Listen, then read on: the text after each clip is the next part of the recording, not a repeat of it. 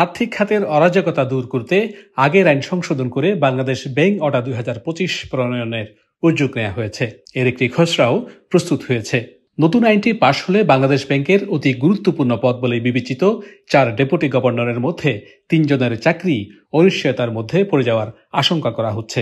পতাকা নিউজের অনুসন্ধানে উঠে এসেছে আরও কিছু চাঞ্চল্যকর বিষয়। সাধারণত পদ খালি হওয়ার পর কিংবা খালি হওয়ার 2-1 দিন আগে নিয়োগ হয় ডেপুটি গভর্নরের। সেই রীতিতে বাংলাদেশ ব্যাংকের ডেপুটি গভর্নর 1 নুরুন নাহারের স্বাভাবিক নিয়োগ হওয়ার কথা 2023 সালের জুন মাসের শেষ নাগাদ অথবা 1 জুলাইয়ের পরে, কিন্তু তার নিয়োগ হয়েছে মাত্র 2 মাস 19 দিন আগে। কিভাবে এই অস্বাভাবিক নিয়োগ হয়েছে সেটা অনুসন্ধান করতে গিয়ে দেখা গেছে নুরুন নাহারের বাড়ি কিশোরগঞ্জ জেলায়। ওদিকে কিশোরগঞ্জের আওয়ামী লীগ নেতা তৎকালীন রাষ্ট্রপতি আব্দুল হামিদের দ্বিতীয় দফা রাষ্ট্রপতিত্বের মেয়াদ শেষ হওয়ার দিন ছিল 2023 সালের 23 এপ্রিল। আর এইখানটাতেই আলামত পাওয়া গেছে ক্ষমতার অপব্যবহারের। পতাকা নিউজের খাতে আসা নথি বলছে, অর্থ মন্ত্রণালয়ের আর্থিক প্রতিষ্ঠান বিভাগ বাংলাদেশ ব্যাংকের নতুন ডেপুটি গভর্নর নিয়োগ দিয়ে বিজ্ঞপ্তি জারি করে ওই বছরের 12 এপ্রিল। আর্থিক প্রতিষ্ঠান বিভাগের তখনকার উপসচিব মোহাম্মদ জেহাদ উদ্দিন স্বাক্ষরিত প্রজ্ঞাপনে বলা হয়, আগামী 1 জুলাই থেকে এই নিয়োগ কার্যকর হবে। রাষ্ট্রপতির কার্যালয়, কেন্দ্রীয় ব্যাংক এবং কিশোরগঞ্জের সূত্রগুলো থেকে জানা গেছে, রাষ্ট্রপতিত্বের মেয়াদ থাকতে থাকতেই নুরুন নাহারের ডেপুটি গভর্নরের আদেশ দেখতে চেয়েছিলেন আব্দুল হামিদ। সেই অনুযায়ী তৎকালীন প্রধানমন্ত্রী শেখ হাসিনা 2023 সালের 10 এপ্রিল সারসংক্ষেপে সই করেন। এর 2 দিনের মাথায় 12 এপ্রিল আদেশ জারি করে অর্থ মন্ত্রণালয়। কেন্দ্রীয় ব্যাংকের ওয়েবসাইট ঘেঁটে দেখা যায়, এই নুরুন নাহার 1965 সালে কিশোরগঞ্জ জেলায় জন্মগ্রহণ করেন। 1989 সালে তিনি সহকারী পরিচালক হিসেবে বাংলাদেশ ব্যাংকে যোগ দেন। তার 3 বছরের চুক্তি শেষ হওয়ার কথা আগামী বছরের 2 জুলাই। এদেশের ব্যাংকগুলো পরিচালিত হয় বাংলাদেশ ব্যাংক অর্ডার 1972 অনুযায়ী। সেখানে ডেপুটি গভর্নর নিয়োগের যোগ্যতা, শিক্ষাগত যোগ্যতার বিষয়ে বিস্তারিত কিছু বলা নেই। পতিত আওয়ামী লীগ সরকারের আমলে যেরকম নজিরবিহীনভাবে ব্যাংক লুটপাটের ঘটনা ঘটেছে, তাতেই যে দেশের অর্থনীতি পঙ্গু হয়ে পড়েছে সেটা এখন সবার কাছে পরিষ্কার। অন্তর্বর্তী সরকার, বিশেষ করে কেন্দ্রীয় ব্যাংকের নতুন গভর্নর সেই সব রাস্তা রুদ্ধ করার চেষ্টায় দেশের ব্যাংক খাত সংস্কারের উদ্যোগ নিয়েছেন। বেশ কিছু অগ্রগতিও হয়েছে। এরই ধারাবাহিকতায় বিভিন্ন বিষয় যুক্ত করে বাংলাদেশ ব্যাংক অর্ডার 2025 প্রণয়নের উদ্যোগ নেওয়া হয়েছে। এর একটি খসড়াও প্রস্তুত করেছে কেন্দ্রীয় ব্যাংক। এতে প্রশাসনিক ও আর্থিক স্বায়ত্তশাসন কেন্দ্রীয় ব্যাংকের হাতে ছেড়ে দেওয়ার প্রস্তাব করা হয়েছে।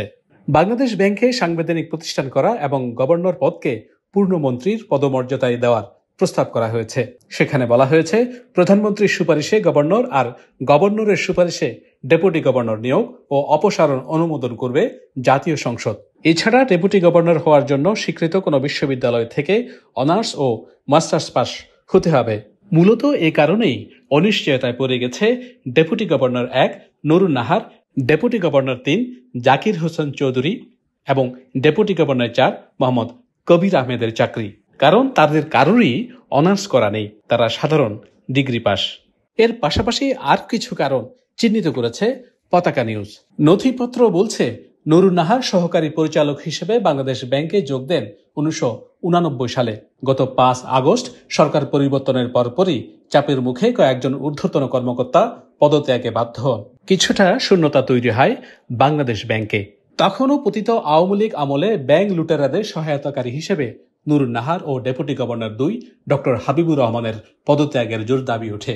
তবে নতুন গভর্নর আহসান এইচ মনসুরকে দায়িত্বে এসেই মপতন্ত্র নিয়ন্ত্রণে ব্যস্ত হতে হয়।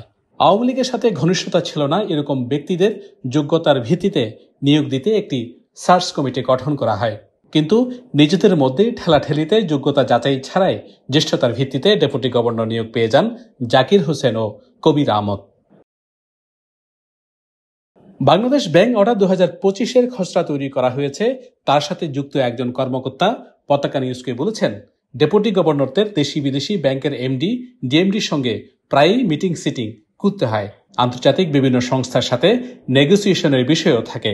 এজন্য ভাষা দক্ষতা যেমন দরকার, তেমনি ব্যাংকিং ও অর্থনীতি বিষয়ে গভীর জ্ঞান থাকতে হয়। কিন্তু সাধারণ বিএ পাশ করে চুক্তিতে আসা কর্মকর্তাদের অনেক ক্ষেত্রেই এসবের ঘাটতি থাকে। এই কারণেই পরিবর্তনগুলো আনা হচ্ছে। গভর্নর আহসান মনসুরের নেতৃত্বে ব্যাংক খাত সংস্কারের বিভিন্ন কর্মসূচি হাতে নেওয়া হলেও কেন্দ্রীয় ব্যাংকের সূত্রগুলোই বলছে, ডেপুটিদের কাছ থেকে কাঙ্ক্ষিত সহযোগিতা না পেয়ে গভর্নর বেশ বিরক্ত। এর পেছনে কয়েকটি কারণও চিহ্নিত করেছেন গভর্নর নিজেই। সবচেয়ে বড় কারণ মনে করা হচ্ছে অর্থনীতি বিষয়ে অনেক ক্ষেত্রেই তাদের গভীর জ্ঞান না থাকা। 4 ডেপুটি গভর্নরের মধ্যে হাবিবুর রহমানের উপরই তিনি বেশি নির্ভরশীল। এ কারণে প্রথা ভেঙে প্রথমবারের মতো হাবিবুর রহমানকে বাংলাদেশ ব্যাংকের পরিচালনা পর্ষদের সদস্য করা হয়েছে। এর আগে সবসময় ডেপুটি গভর্নরদের মধ্যে সবচেয়ে সিনিয়র ব্যক্তি পরিচালক হতেন। সেই হিসাবে পরিচালক হওয়ার কথা নূর নাহারের। কিন্তু একাধারে স্বৈরাচারের দোসর পরিচিতি, তার উপর জ্ঞানের ঘাটতি, দুদিকেই পিছিয়ে পড়েছেন তিনি। এখন প্রশ্ন হলো, পুরনো আইন সংশোধন করে নতুন আইন কার্যকর হতে কত সময় লাগবে, কবে থেকে কার্যকর ধরা হবে, আর কার্যকর হলেই কি আগে নিয়োগ পাওয়া কর্মকর্তাদের উপরই সেই খড়গ পড়বে? খসড়া প্রস্তাবে এসব বিষয়ে কিছুই বলা নেই। বিশেষজ্ঞরা বলছেন, খসড়ায় এসব বলাও থাকে না। অর্ডার অনুযায়ী তো আপনাকে কাজ করতে হবে, তাই না? অর্ডারে যদি বলা থাকে যে এটা রেট্রোস্পেক্টিভলি এটার কোনো ইফেক্ট থাকবে না, জি, তাহলে তো আচ্ছা, যাদের অলরেডি নেওয়া হয়ে গেছে তাদের সময় না ফুরানো পর্যন্ত জি আপনাকে তো অপেক্ষা করতে হবে। আর অর্ডারে যদি বলা থাকে যে রেট্রোস্পেক্টিভ ইফেক্ট হবে না, মানে হবে, কিন্তু যারা অলরেডি আছেন জি তাদেরকে যোগ্য করে তোলার জন্য জি পদক্ষেপ নিতে হবে।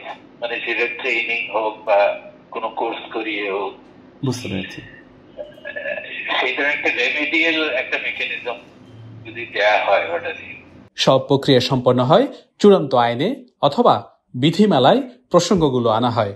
তবে এসব প্রশ্নে পতাকা নিউজের বিশ্লেষণ বলছে, বিগত সরকার আর্থিক খাতের আইন সংশোধন বা নীতিমালা প্রণয়নে গোষ্ঠী স্বার্থ বিবেচনায় নিয়েছিল, আর বর্তমান সরকার এক্ষেত্রে আন্তর্জাতিক মানদণ্ড বিবেচনা করছে।